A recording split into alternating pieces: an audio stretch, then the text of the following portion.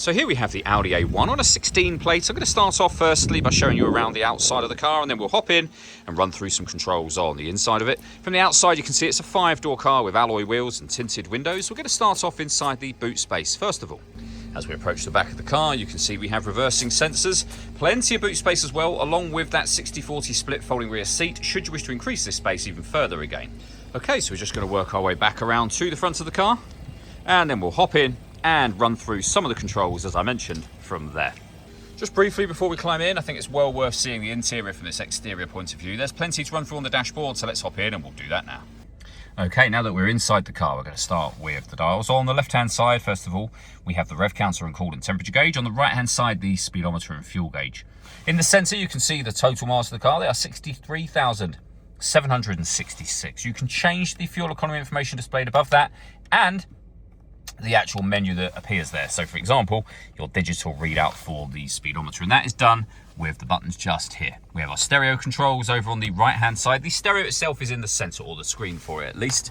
You can close that down should you wish to, open it back out manually. Everything on the screen, so the movement I'm making right now, for example, is operated down here by this dial.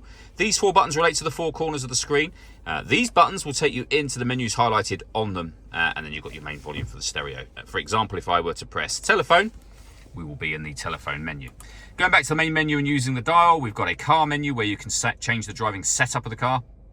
There's a physical button for that as well. We can change the music settings, of course.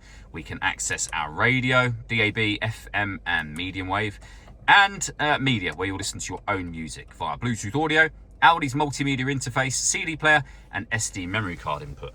SD memory card input is here. CD player, volume for your stereo as well. Below that we then have the air conditioning. You can adjust the fan speed, direction of the air and temperature. Air conditioning is either then off or on. You can recirculate the air that's in the car as well. That's a great way of heating it up or cooling it down quickly in here, depending on the temperature you've set over there. We've got auto, hit that button.